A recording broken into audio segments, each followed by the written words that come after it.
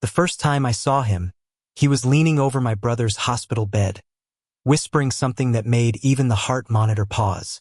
I should have looked away. Instead, I watched like an idiot while my world shifted quietly, one stolen glance at a time. I didn't plan on falling for a man who wore kindness like a second skin and carried sorrow in his eyes. But then again, no one plans to love the one person they absolutely shouldn't. His name was Dr. Ethan Blake, the kind of man who made silence feel like a song. He was my brother's physician, the best cardiologist in the hospital, and the kind of man who didn't just save lives. He carried their weight afterward. I was just the messed up older brother, the one who dropped out of college, worked double shifts at a diner, and smoked too much on nights I couldn't sleep. But the moment his eyes met mine, everything inside me trembled. It wasn't attraction, not at first. It was recognition, like we were two lost notes finally finding harmony. The first few weeks were a blur of hospital corridors, half-drunk coffee cups, and my brother's fragile smiles. Ethan moved through it all with a quiet intensity, always calm, always distant, until he wasn't.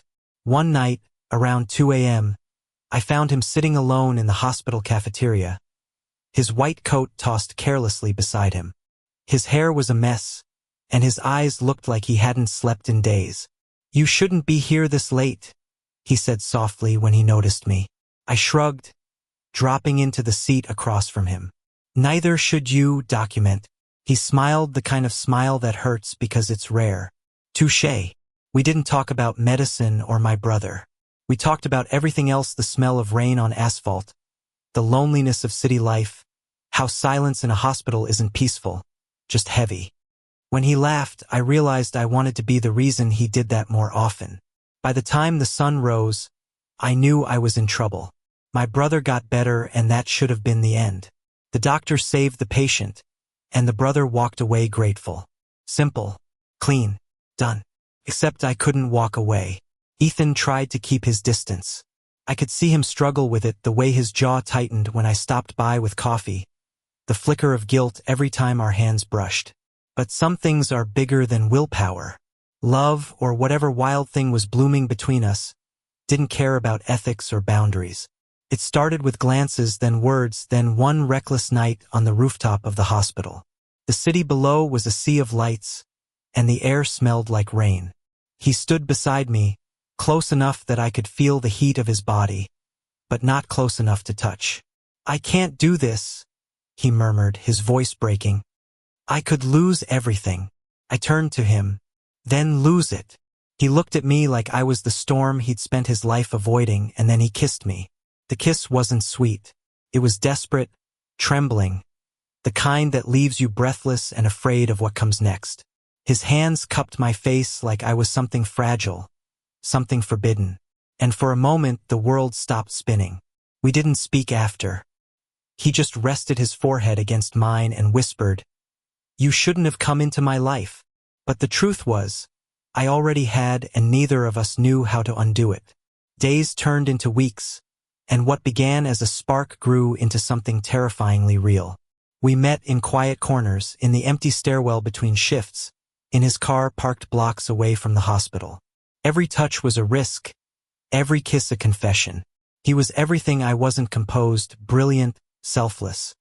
And yet, when he looked at me, I felt seen in a way no one ever had before. But love built on secrecy always comes with a cost. It started with whispers, colleagues noticing his distracted gaze, nurses wondering why the doctor, who never took breaks, suddenly disappeared for hours. My brother, now recovering and suspiciously perceptive, asked one day, "Why do you look at Dr. Blake like that?" I laughed it off, but my stomach dropped. Ethan began pulling away, and I couldn't blame him. The hospital board was strict, and a scandal could ruin him. Still, when I saw him standing by my car one night, drenched from the rain, I knew he hadn't stopped feeling what I did. "Tell me to stop," I whispered, rain running down my neck. He didn't. Instead, he reached for me, his fingers trembling as they brushed my cheek. "I tried," he said. "God, I tried." And then he kissed me again in the middle of the empty parking lot, under the pouring rain, like two sinners begging heaven for forgiveness. We found love in stolen hours, in the quiet between heartbeats. But we also found fear of being seen, of losing what little peace we had. He started receiving warnings, subtle ones. A senior doctor reminding him about professional boundaries. A nurse who looked away too quickly. And one evening, when I came to the hospital, Ethan wasn't there. His office was empty, his desk cleared. I felt my chest collapse. The world tilted, and for a second I couldn't breathe. When I finally found him days later, he was sitting by the river, tie loosened, eyes hollow. "They gave me a choice," he said quietly. "Resign, or let them investigate." My throat went dry. "And you chose?" "I chose you." I wanted to scream, to tell him he shouldn't have. That he didn't deserve to lose everything for me. But before I could speak, he took my hand and pressed it to his heart. "This," he said softly, "is the only thing that's ever felt real." And in that moment, as the city lights shimmered across the river, I realized love isn't about right or wrong. It's about what you're willing to risk to feel alive. Ethan didn't come back to the hospital after that night.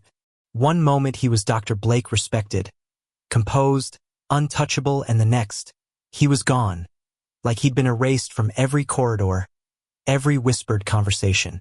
I didn't know what to do with the silence that followed.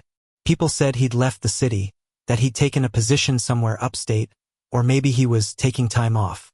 No one mentioned me, of course. No one knew. But every time I passed the hospital, I saw him in every reflection sitting at that cafeteria table, the steam from his coffee rising between us like a secret. I told myself to move on. I even tried. But love like that doesn't leave quietly. It lingers, like a bruise that never fades. A month passed before I saw him again. It was raining because of course it was. The city felt heavy with it.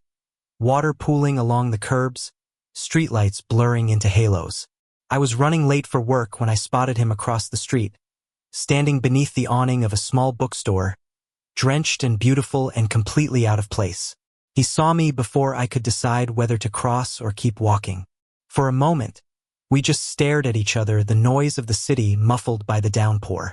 Then, without thinking, I ran. When I reached him, neither of us spoke. The rain was loud enough to make words useless anyway.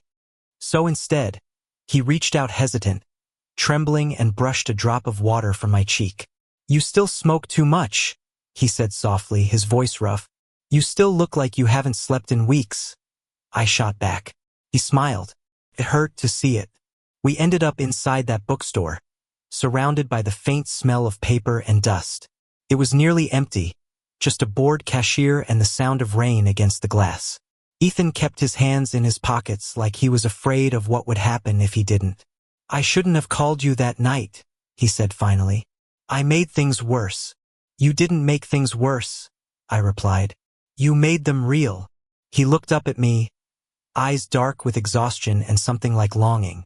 "I lost everything, Ryan." "Not everything," I said quietly. "You still have me." The words slipped out before I could stop them. But I didn't regret it. Ethan's jaw tightened. "You don't understand. I can't even get another position right now. The board blacklisted me. They said I violated ethical policy. For loving someone. For loving a man." He snapped, then lowered his voice, ashamed. "They wouldn't say it outright, but you know that's what it was." The silence that followed was unbearable. I reached across the table, covering his hand with mine. "Then screw them," I said. "You did what they never could. You cared. You loved. You're the only person in that damn hospital who remembered that medicine is about humanity." For a long moment he didn't move. Then his fingers turned and closed around mine. After that day, things changed quietly, cautiously. Ethan found a small clinic in Brooklyn willing to take him on as a volunteer physician.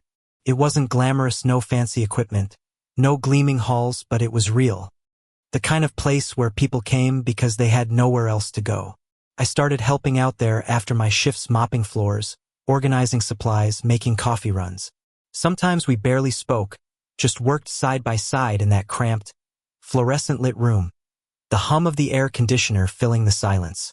It wasn't the kind of love story you see in movies. It was messier, slower. A series of small moments, his hand brushing mine as we passed each other in the hall, the way he looked at me when he thought I wasn't paying attention. But it was ours. One night, months later, we were locking up the clinic when he stopped me by the door. "Ryan," he said, voice low, "if I asked you to leave this city with me, would you?" I turned to him, heart hammering. "Where? Does it matter?" He stepped closer. His breath smelled faintly of coffee and exhaustion. "I can't stay here forever. Every street, every corner. It reminds me of who I was and what I lost. But if you were there," I didn't let him finish. I kissed him, right there under the flickering streetlight, with the hum of a passing train and the distant wail of sirens. I kissed him like it was the only truth I had left. When we finally broke apart, I whispered, "Wherever you go, I'll follow." We left New York 2 weeks later, packed what little we had into my beat-up car and drove until the skyline disappeared in the rearview mirror. He fell asleep somewhere around Pennsylvania, his head resting on my shoulder, and for the first time in years, I felt like maybe the world wasn't out to break us. We ended up in a small coastal town in Maine, quiet, salt in the air, the sound of waves replacing the city noise. Ethan took a job at a local community center, offering free health consultations. I found work at a cafe by the beach. It wasn't glamorous, but it was peaceful. At night, we'd walk along the shore, our footsteps vanishing into the sand, talking about nothing and everything, the patients he saw, the old woman who tried to pay him with cookies, the teenage girl who said he reminded her of her dad.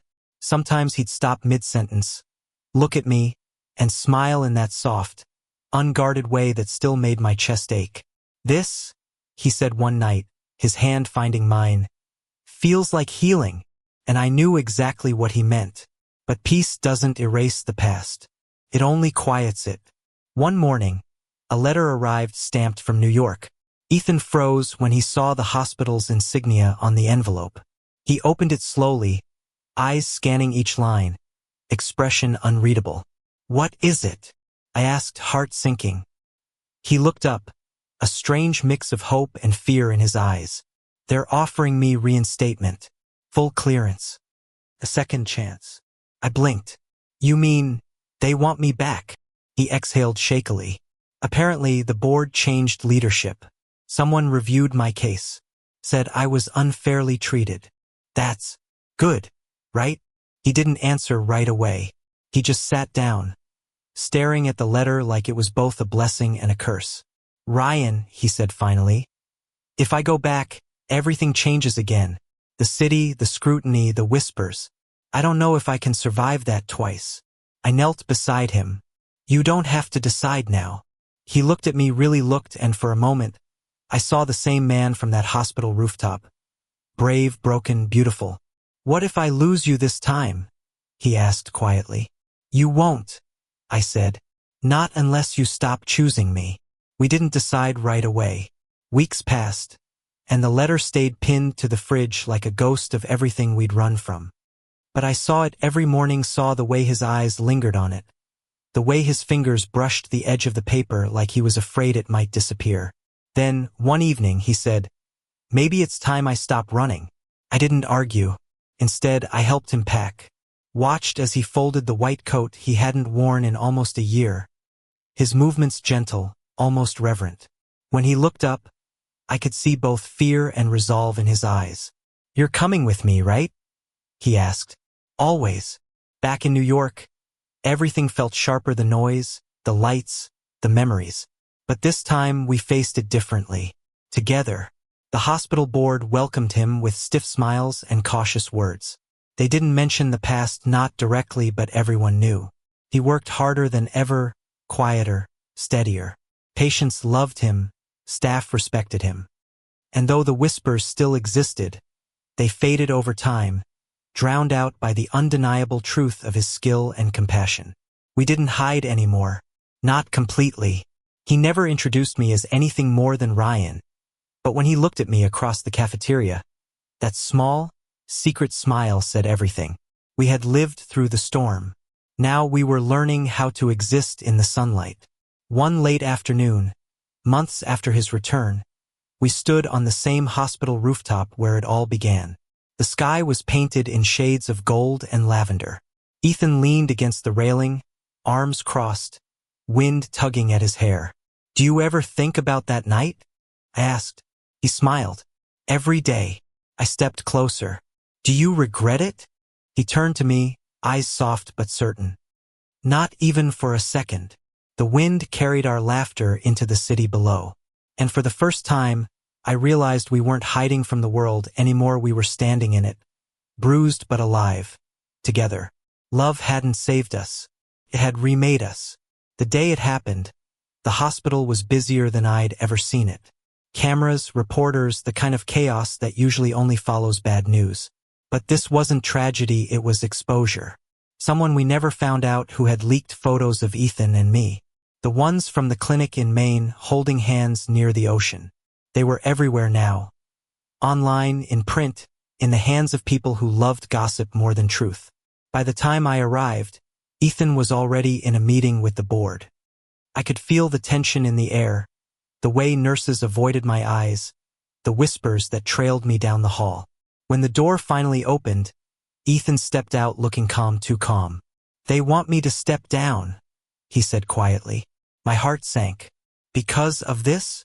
He nodded. "They called it a breach of professional conduct." He let out a bitter laugh. "Guess loving someone still counts as misconduct." I wanted to shout, to break something, to ask him why he wasn't fighting. But then he looked at me, really looked, and I saw it. The exhaustion. The weight of carrying dignity through a world that wanted to strip it away.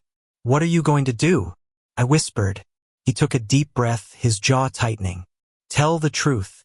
The next morning, he called a press conference in the hospital's main lobby. I didn't know until I walked in and saw him standing at the podium, white coat on, eyes clear, a storm behind his calm. The room buzzed with cameras and reporters, lights flashing like lightning. He started simply. "My name is Dr. Ethan Blake." The crowd quieted. "I've spent the past 10 years in medicine, healing bodies, comforting families, and trying to live up to an oath I believe in: do no harm. But lately, I've realized that harm doesn't just come from sickness or injury. It comes from fear, from silence, from pretending to be someone you're not." He paused, scanning the crowd. "I am not ashamed of who I am, and I am not ashamed of who I love." There was a murmur, gasps, whispers, camera shutters clicking in bursts. He didn't flinch. "Yes," he continued, "I loved someone connected to one of my patients. I won't name him, not because I'm hiding him, but because he deserves peace. But I will say this, that love did not make me less of a doctor. It made me more human." My chest tightened. Every word he spoke felt like a blade and a bomb at once.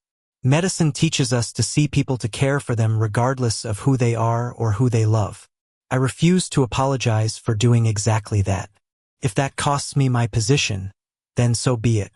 But I won't stand here and let shame write my story for me. The room erupted, some clapping, some shouting, reporters firing questions. But in the middle of all that chaos, Ethan looked up straight at me, standing near the back. And for the first time, he didn't look afraid. That night, we went back to the rooftop. It felt smaller now, not because it had changed, but because we had. The skyline shimmered below, 1,000 windows reflecting fragments of light. Ethan stood beside me, silent for a while.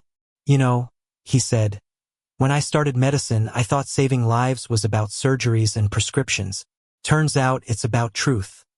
About giving people something to live for." I smiled softly. "You gave me that." He turned, eyes glinting with emotion. "No, you gave me courage." The wind carried the faint sounds of the city sirens, laughter, the pulse of a place that never really sleeps. He reached for my hand, fingers threading through mine. "Do you think it'll ever get easier?" I asked. He shrugged. "Maybe not. But at least now we don't have to hide while trying." I laughed quietly. Bold words for a man who just told the entire country he's in love with me. "Worth it," he said simply. Weeks passed. The media frenzy came and went like a passing storm. Some people called him brave. Others called him reckless. But what mattered was the look in his patients' eyes, the quiet gratitude. The kids who hugged him after checkups. The parents who whispered, "Thank you," like it meant more now that they knew his truth. He didn't lose his license. The board couldn't justify it, not after the public support he received. In fact, he was offered a new role, head of community outreach. It meant less prestige, less money, but more freedom. He accepted it without hesitation. We moved into a small apartment near the river, nothing fancy, but full of sunlight. I'd wake up early just to watch him tie his tie in the mirror, the soft morning light catching on his hair. He'd always catch me staring. "You're going to make me late," he'd tease. "Good," I'd say. "Then stay." And sometimes he did. One evening, we were walking home from dinner when we passed the same bookstore where we'd reunited months ago. It was closed, the sign faint under the dim light. Ethan stopped in front of it, smiling. "Funny," he murmured. "If that rainstorm hadn't happened, if I hadn't seen you that night, you'd probably still be hiding behind hospital walls," I teased. He laughed. "And you'd still be smoking too much." Touché. We stood there for a while, just watching the reflection of streetlights in the puddles. Then he took a deep breath, voice softer now. "You know, I used to think love like ours only survived in secret. But maybe it survives because we don't hide anymore." I looked at him, really looked, and I saw everything we'd fought for. The fear, the fire, the fragile beauty of choosing each other anyway. So I leaned in, resting my forehead against his. "Then let's never hide again." The city hummed around us, alive, imperfect, human. Somewhere, a siren wailed. Somewhere else, laughter echoed through open windows. The night breeze carried the smell of rain and possibility. And under that vast, endless sky, Ethan whispered, "I love you." Not in a rush, not in desperation. Just truth, simple and certain. I smiled, closing the distance between us. I know. The world didn't stop. It didn't need to, because for once we weren't running, not from judgment, not from fear, not from ourselves. We were exactly where we were meant to be, together. Thank you for listening. If you find it interesting, please like and subscribe to follow the next stories.